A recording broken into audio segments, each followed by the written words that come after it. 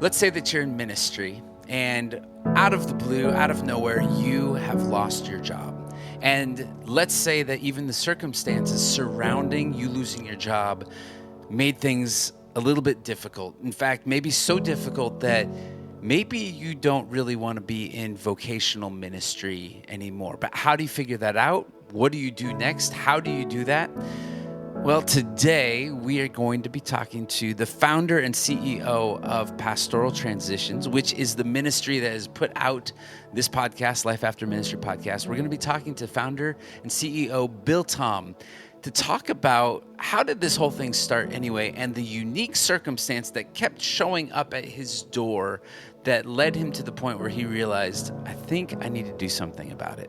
Sit back, relax, and enjoy this conversation with my good friend and ministry partner, Bill Tom.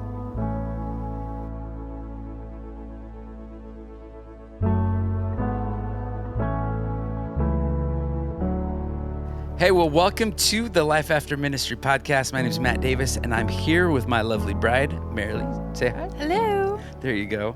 And we have the wonderful opportunity to really get to have a good conversation with a guy that I get to work with, but I would say is also a friend, and that is Bill Tom. Bill, will you say hi? Hey, glad to be here, Matt, Marilee. Yeah. Great that you guys are together doing this. Yeah, Thank you for that. Bill, this is the Life After Ministry podcast, but really the Life After Ministry podcast is a ministry of Pastoral Transitions, of which you are the acclaimed CEO. But as we were talking earlier, you're not just the CEO, you have a different title, and this was very important to you. What was that? Yeah, my other title is Chief Ministry Officer because, I come from a marketplace background. I started in life as my first job was design engineer for HP. I encountered Christ at Berkeley of all places at school. So I went into the workplace being all on fire for God, and really I felt restrained in terms of how I manifest that at work. So I was a guy who was just building connections with people, and after I discovered that here's another Christ follower, I'd be the guy running around starting Bible studies in the corporate conference room. So my entire career has been peppered with marketplace ministry. So yeah, I'm one of those guys who you're not just in ministry because you're a pastor or missionary, but you are a marketplace minister, as we're all called to be. And that's where I think God's expectations of us to live out the Great Commission takes place in the marketplace. I love the sign that had one of my, in this one church I had, where as you were exiting the parking lot, the sign says you are now entering your ministry field, right? So It doesn't matter what your profession is. You could be a janitor, housewife, engineer. You're in marketplace ministry. Yeah. So one of the things that we want to do and establish just really from the very beginning is who is the who behind Pastoral Transitions, and how is this whole thing? How did it get started? Because really, this was not my idea. This was yours. Yeah, well, actually, I like to think it was God's idea. There you But go. the genesis of all that was that I had developed a business advisory leadership firm that I've had for 25 years. And I was blessed with that. I got to work with CEOs, business owners, helping them grow their business. But a lot of that focus was around leadership. I used to tell them that, with the right people, you can do anything. And the key is finding and grooming those right people. Also, the opposite is true. If you have the wrong people, you're not going anywhere. So a lot of our firm was focused around leadership development, executive coaching. We eventually got into executive search, where we were able to help the firm find a missing cog and bring them to the team, someone who really meshed not with the enterprise long-term vision, but also the personalities, the corporate culture, the values that the leaders would have. So, and in the course of doing that, because we had that executive search title, and we were pretty well networked in Southern California, I get people referred to me all the time. Hey, Bill, can you help my buddy out? He was a former VP of operations, and he got let go. He hasn't looked for a job in 20 years. Doesn't know where his resume is. Can you help him out? So We always treated these as ministry opportunities for us to come alongside individuals, be very generous with them. I pull them into my office. I'd hear their story, review their career, the transitions. I'd pray for them, regardless of what their background was. They were always very thankful for that. We help them reestablish their calling, their passions, and help them transition into the next phase of their career. But we were known to be a faith-based firm in Southern California. So for whatever reason, God began sending pastors through my door. And every time I sat down with a pastor, I literally cried after hearing their story. And there's two reasons why I did that. Number one, I cried for the state of the pastor and their family. You could tell the pastor was depressed. There's trauma. Oftentimes the spouse requires counseling. The kids are wondering, why can't I see my friends anymore at the previous church? There's lots of aspects of what a pastor goes through transition that just makes it unique from other people who have transitioned in their vocation. First of all, there's no other vocation where your identity is so tied to that role. I mean, for people that go into pastor vocation, it's a calling from God, right? And it just encompasses so much of your life, your world, your relationships outside of quote unquote, the 8 to 5. It's still all around that vocation. So when you get torn from that, I liken it to a husband and wife, who are in Christ being torn, being divorced, right? There's a spiritual tearing. So the trauma and the damage that takes place is on so many different levels. The second reason why I cry is for the church and for the leadership who conducted this transition in such a way such that it caused division within the church. And I'm all about, number one, I'm all about loving on the church. I love the church. And my desire is for there to be love and unity in the midst of that, even through transitions. So, I felt that there's a need for church leadership to really be given some guidance that where these transitions aren't necessarily governed by the biggest voice in the room, that being the labor lawyer, which causes it to be so dispassionate. That was the genesis of the idea. That was the context. And when the pandemic hit, I looked around and it was God putting me on pause. And I asked, okay, Lord, what do you want me to do for the fourth quarter of my life? And what came to mind was this area of working with churches, working with pastors, and helping them conduct these transitions in such a way such that the church is growing and multiplying and not being divided.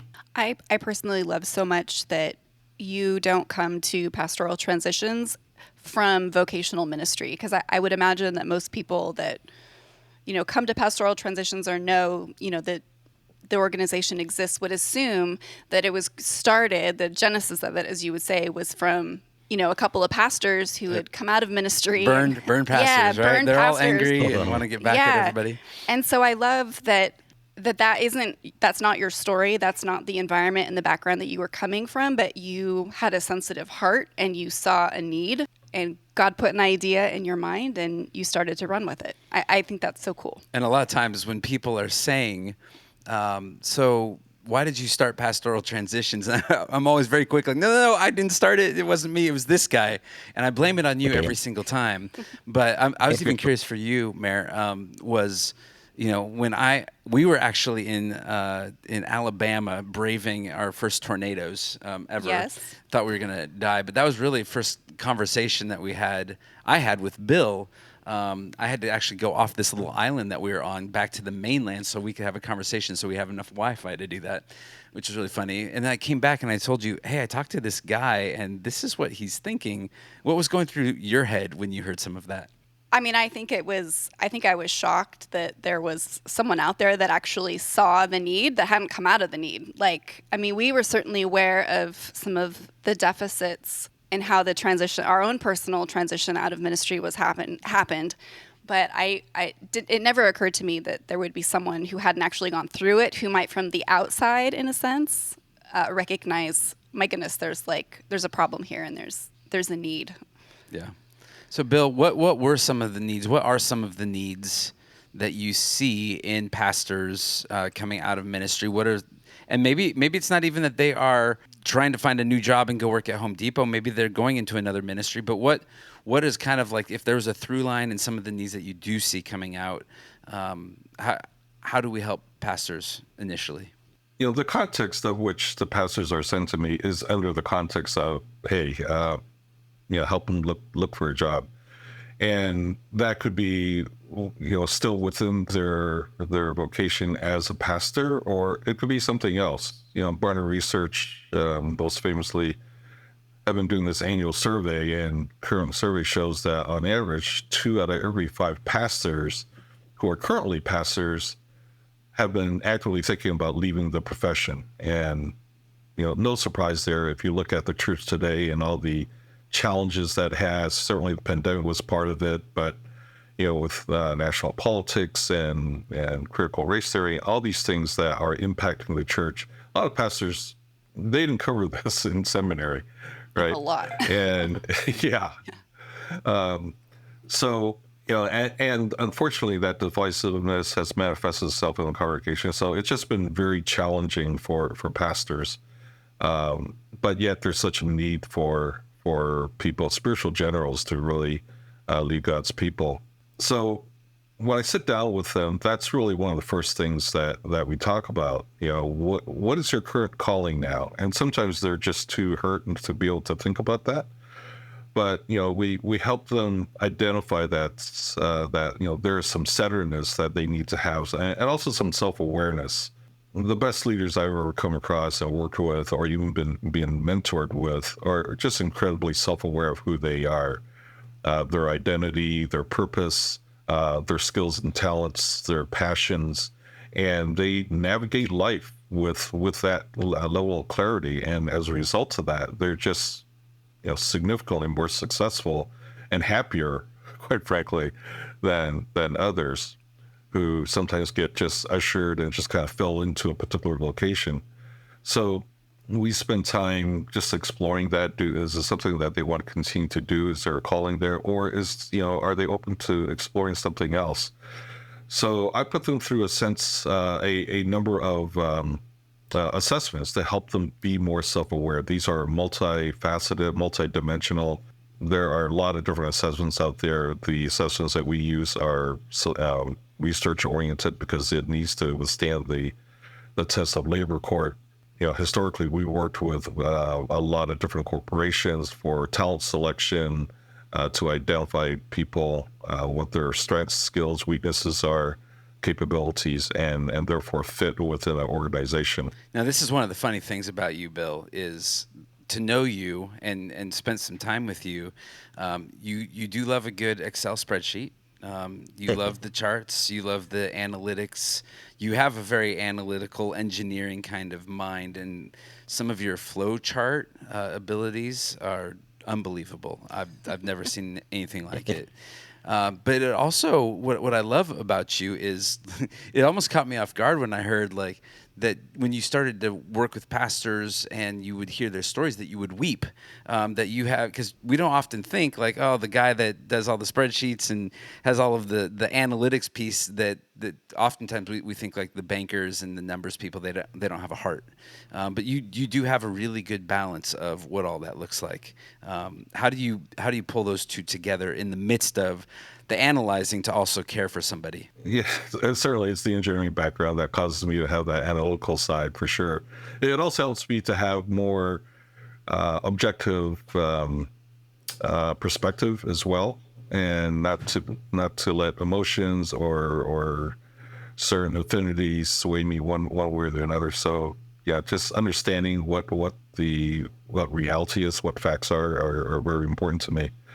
But a lot of the leadership that leadership development I've administered and guided people with is really centered around, Christ and servant leadership. There's a humility there that's so required. That allows us to be able to receive input from others in an objective manner and for us to be able to test that, to see whether or not we embrace that. And we're certainly called to do that. Things that we hear, we're called to test that against Scripture, as iron sharpens iron. But working with people that are looking to navigate life, having clarity of who they are is just so important. But there needs to be empathy as well. I mean, the shortest verse in the Bible, right? Jesus wept. That's huge. I mean, he didn't have to do that. He's God, right? But yet he has such empathy, for those around him.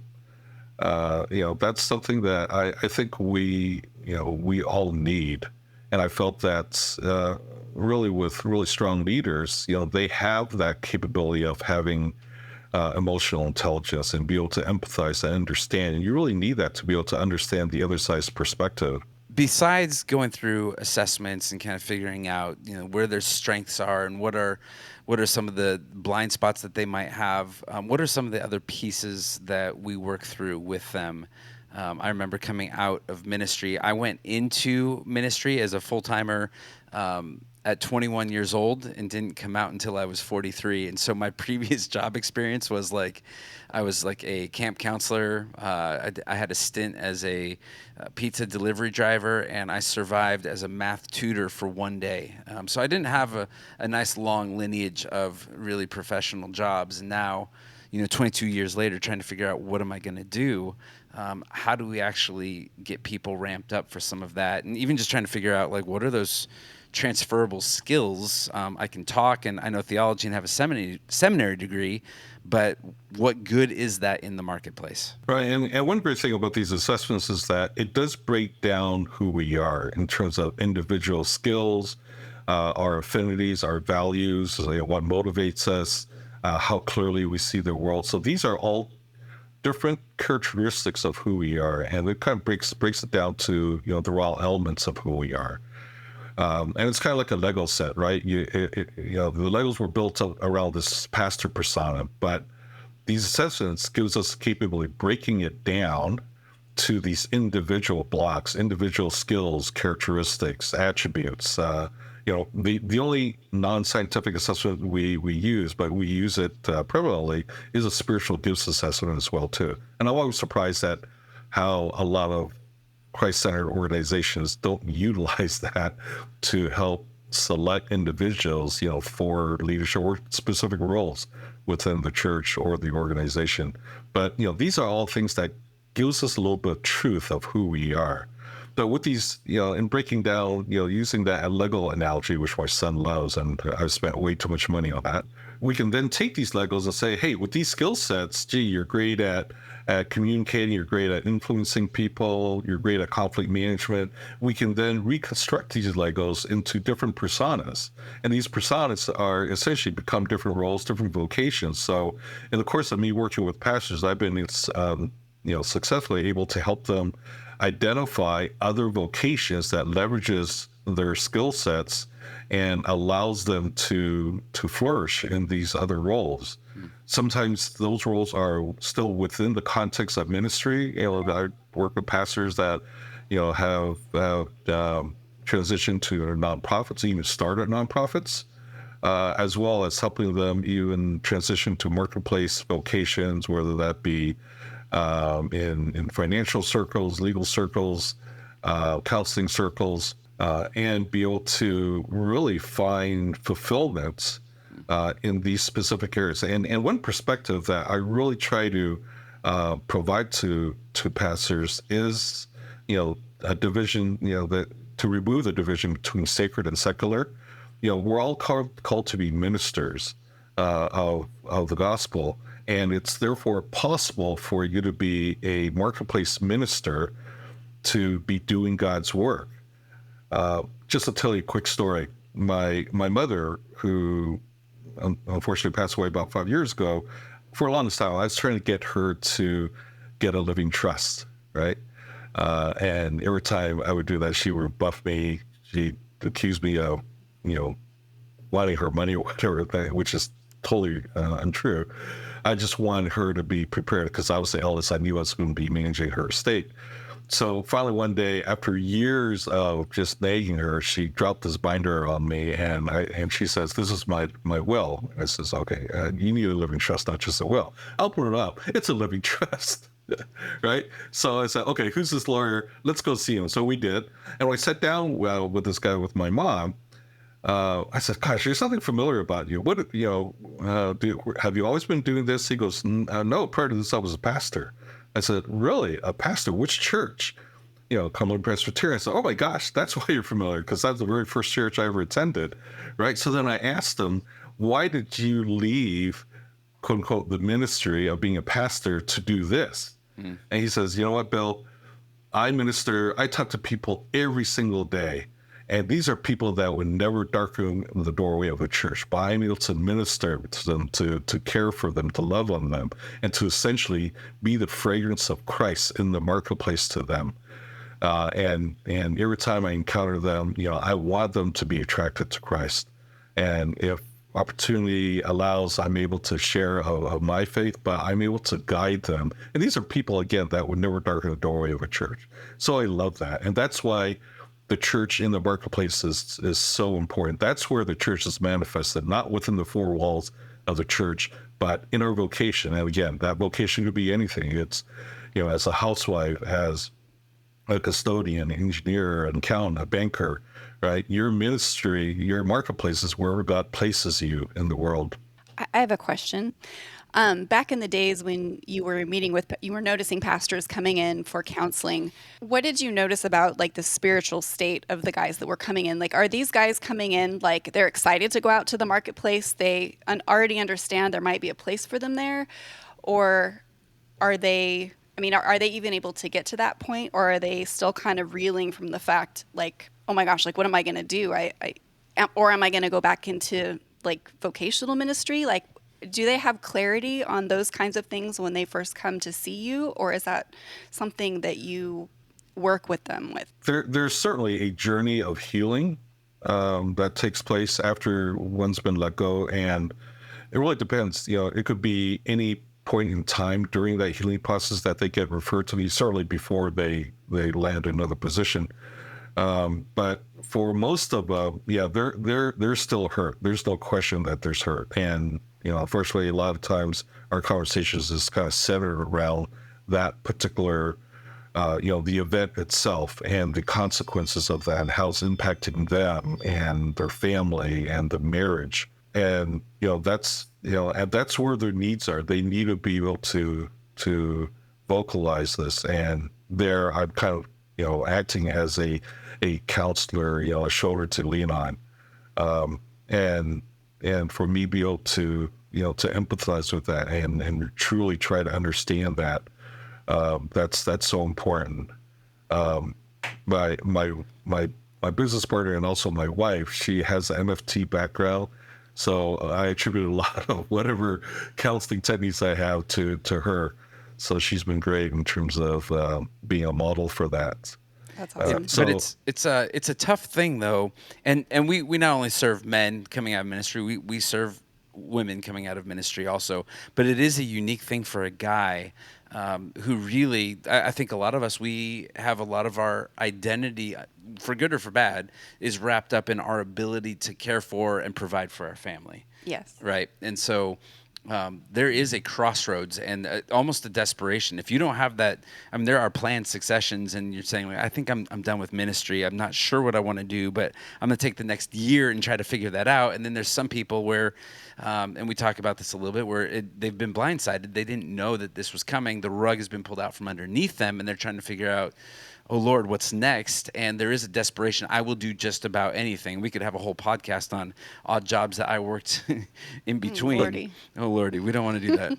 Maybe not. Very, very sad Revisit podcast. those sad days. Yeah, but you really get to step in, and really the place that you help to meet the people that we're working with is in that place of forging that new road for their career. How are they going to provide for their family? And it's a really it can be and feel like a very desperate place to be in, I think.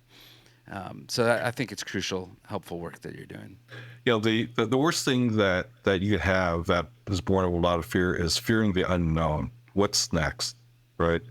And what I feel like my role is to serve as light and somebody who can carry that lamp and help illuminate the steps going forward.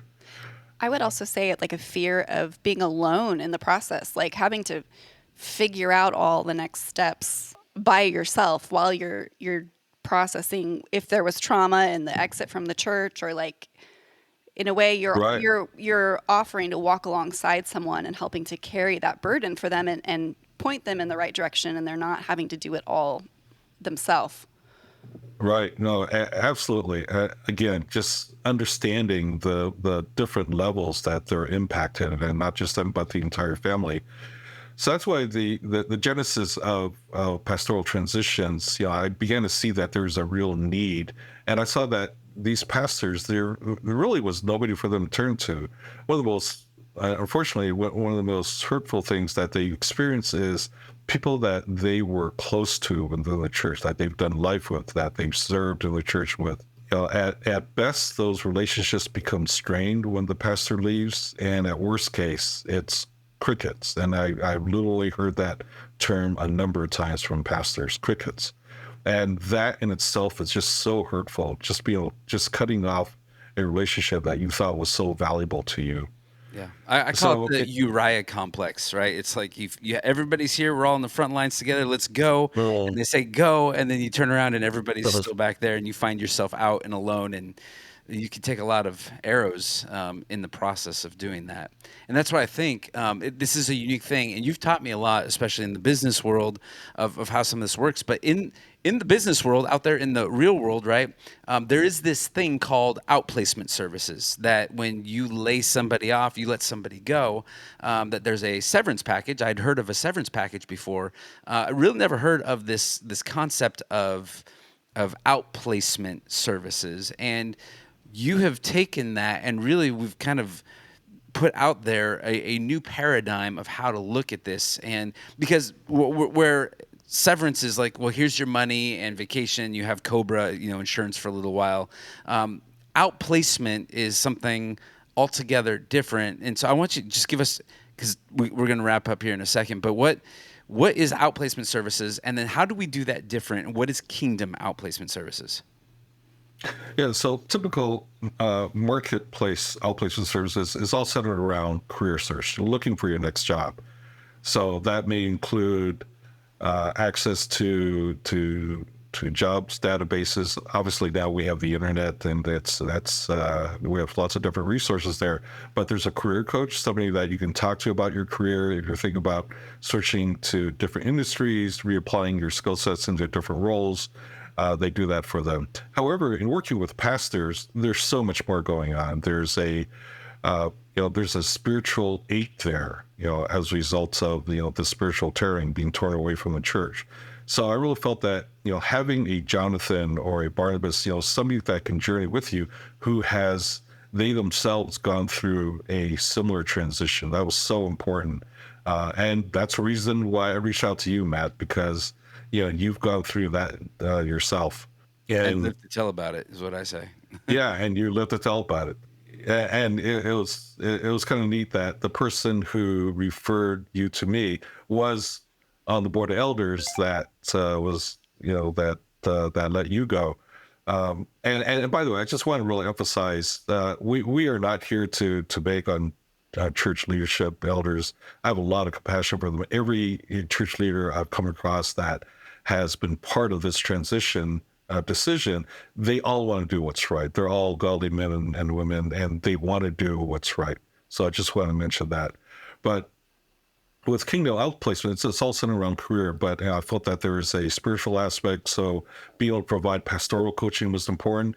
I knew that there was a lot of trauma, a lot of things that were going on from, deep-rooted issues in the marriage, things going on with the kids. So I really felt that certified counseling was necessary.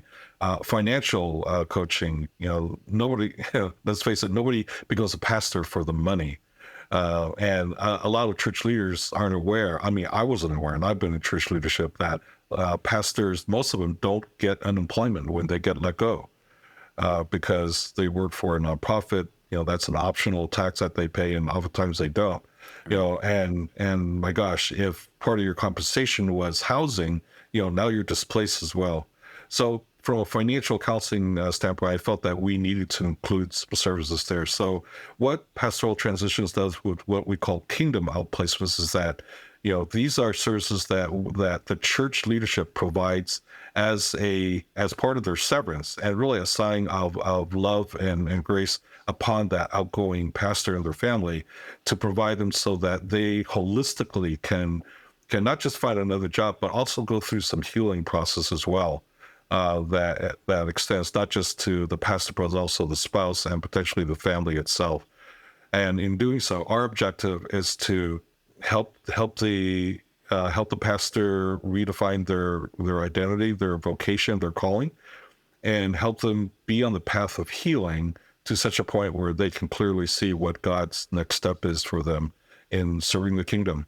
Yeah, and so what we're advocating for is, I think a lot of churches say, well, we gave a generous severance package, and we feel like we've done our part as part of the church to, we let them go. We were kind. We had like a cake after the service, and they have a generous severance package. What we're saying is that we are going beyond that and saying, alongside of a generous severance package, we also want to be able to say that here are outplacement services alongside that severance package that are going to help you with your career, vocational discernment.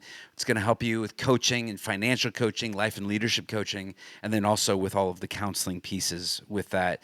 And those are all of the pieces that come together to be able to help them in their next step. And we think that if we can do this, then what will happen? What's the outcome of that? The outcome is what I would call a successful transition.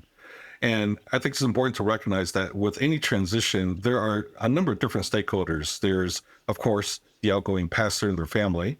There's the church leadership. There's also the congregation that is observing, watching this. And ultimately, there's God.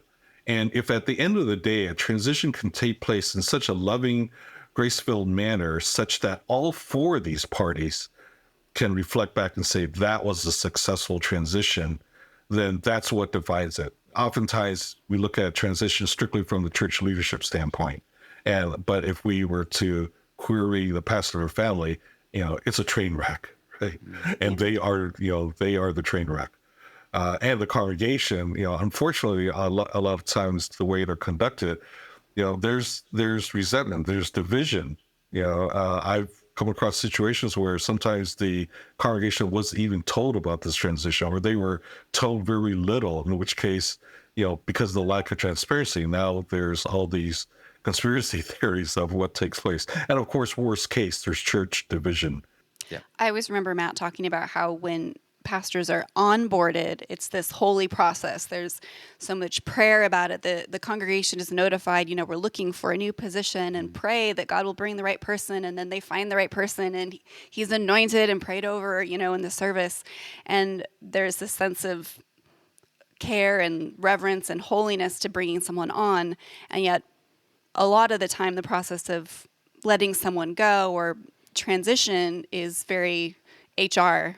And I think also anytime that you can look out at the marketplace and say that a secular company is doing something better than the church, I think that should cause us to pause and be like, wait a minute, like as the body of Christ, like we should be able to transition our pastors and our staff members better, more loving, in a way that is more edifying than what the secular world can do. And I think that's one thing that I personally love about the heart of this ministry is like, we can do better. Like we can do better. And how do we practically start to, make that happen? And a guiding verse for us.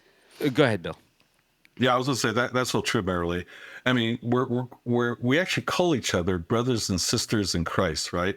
So I tend to take that pretty seriously. I know that when one of my family members, like, if one of my kids, one of my daughters goes off and moves away, I know that God has a future for my child, right? And I want to love them on the way out. even though they're no longer going to be living in my residence. And akin to that, shouldn't we love on pastors who have served us, who was called by God to do what they're doing, and to continue to have that loving relationship? So, maintaining that filial connection, that familial connection is so important, and to be able to love them on the way out. So we work with church leadership in helping them. Well, how does that manifest, right? And how do you embody that within the congregation such that you're encouraging the congregation and continue to have a relationship with that outgoing pastor, even though you don't see them on a regular basis, but we're still brothers and sisters in Christ. So, I encourage them to really have it from that perspective, and then to radiate that within the congregation. Yeah, it's, really a guiding verse for us has always been John 13, right? That we would be known by our love.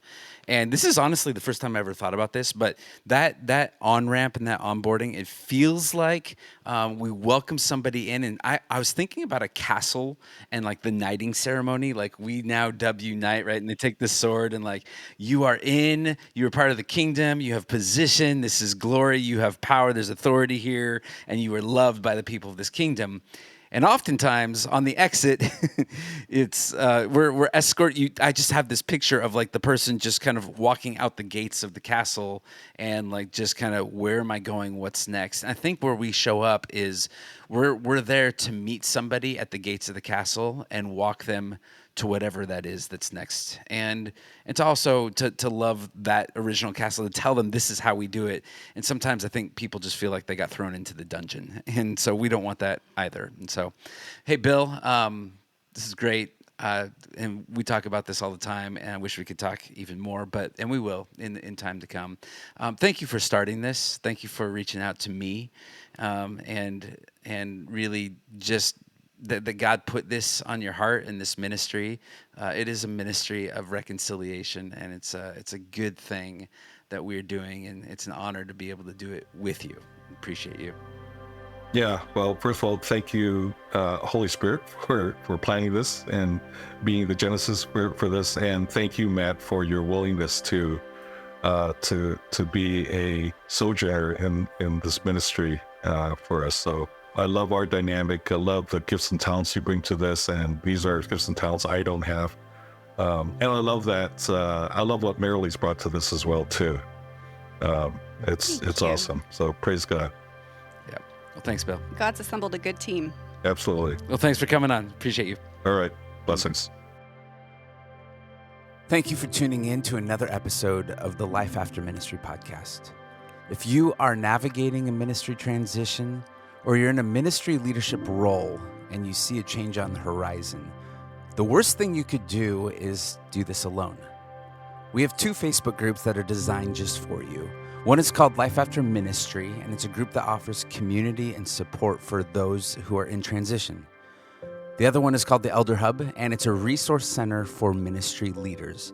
These communities are designed to give you insight, advice, and answers for your questions. We also have pastoraltransitions.com, and there you'll find articles on everything from messaging transition from the pulpit to what does it actually look like to become a community known by our love in every season.